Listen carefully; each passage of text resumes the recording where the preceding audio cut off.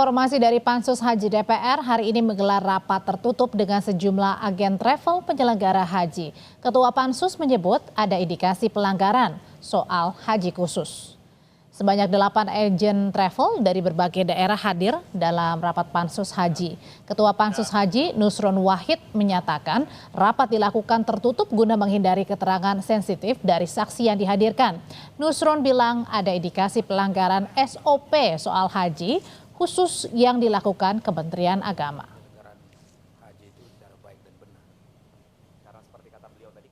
Ada delapan kita undang untuk sampling. Untuknya informasinya beda-beda.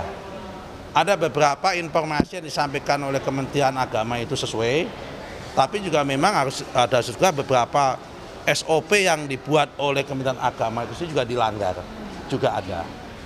Ya kan, kita lagi mencari apakah ada unsur moral hazard apa tidak. Lalu apa yang menjadi hasil pertemuan rapat Pansus Haji hari ini? Kita akan tanyakan ke jurnalis Kompas TV Niputu Trisnanda. Putu, selain soal adanya indikasi pelanggaran SOP haji khusus, poin apa lagi yang ditemui oleh Pansus Haji?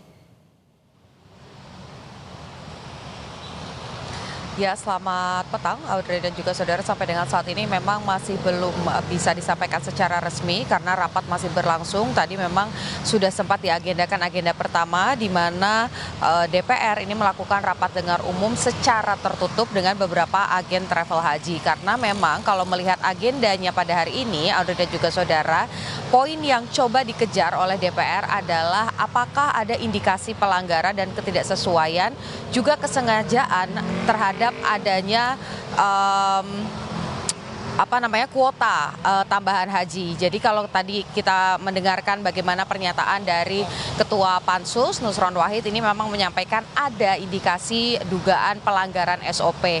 Nah, kalau melihat bagaimana jalannya rapat sendiri, Audrey dan juga saudara, ini memang DPR mengacu pada Undang-Undang Penyelenggaraan Haji di mana ada pasal yang menyebut soal kuota haji itu ada persentasenya dan seharusnya ini juga diikuti karena pada rapat dengar sebelumnya ini sudah disepakati antara pemerintah dan juga dari DPR di mana ketika ada kuota itu maka nanti baik itu Kementerian Agama kemudian juga tentu saja bekerja sama dengan penyelenggara yakni agen-agen travel menyepakati bahwa 98% ini diutamakan untuk kuota haji reguler sementara 2%-nya ini diberikan kepada haji khusus. Makanya yang tak menjadi polemik juga kenapa kemudian muncul Pansus Haji dan juga diadakan rapat selama 2 pekan terakhir ini mengacu pada hal tersebut. Bagaimana kemudian Indonesia ini mendapatkan kuota tambahan dari pemerintah Arab Saudi sebanyak 20.000 tapi ini dibagi rata 50-50 yaitu 10.000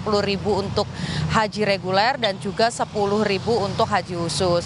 Yang kemudian juga ditelusuri apakah pembagiannya pada saat nama-nama yang kemudian berangkat dan masuk dalam hitungan 10.000 tersebut ini sudah sesuai urutannya, kemudian juga waktunya, apakah ada ketidakadilan di situ. Ini yang coba ditelusuri oleh DPR. Jangan sampai kalau mengutip bagaimana tadi pernyataan Nusron, yang seharusnya kuota ini bisa memudahkan, begitupun juga semangat yang diberikan oleh pemerintah Arab Saudi dengan memberikan kuota tambahan adalah supaya haji-haji reguler yang memerlukan waktu cukup lama, kemudian menabung juga dengan waktu yang lama ini bisa mendapatkan kesempatan yang sama dan bukan justru pihak-pihak yang mengambil jalur haji khusus atau haji plus begitu yang secara waktu ini sebetulnya lebih singkat jika dibandingkan haji reguler. Nah, keadilan dan juga indikasi-indikasi tersebut yang nantinya akan dibahas dalam rapat dengar yang saat ini diberlangsungkan secara tertutup dan nanti hasilnya ini akan disamakan atau dikonfrontasi dengan pernyataan dan juga dokumen-dokumen yang diserahkan oleh Kementerian Agama pada rapat sebelumnya. Jadi kita tinggal menanti apakah nanti hasil rekomendasi yang akan dikeluarkan oleh Pansus, apakah memang betul ada pelanggaran, apakah memang karena kalau kita lihat juga selama jalannya RDP, kemudian komunikasi antara DPR lewat Pansus hak angket haji ini juga menemui tekanan-tekanan sampai LPSK ini juga dihadirkan untuk memberikan kepastian hukum dan juga keamanan bagi DPR sendiri sebagai pansus dan juga bagi biro-biro travel agen yang ini dijadikan sebagai saksi kunci dalam penambahan kuota atau dugaan adanya penyelewengan kuota haji tambahan ini. Audrey. Masih berlangsung soal dugaan pelanggaran SOP Haji Khusus. Terima kasih laporannya Niputu Trisnanda.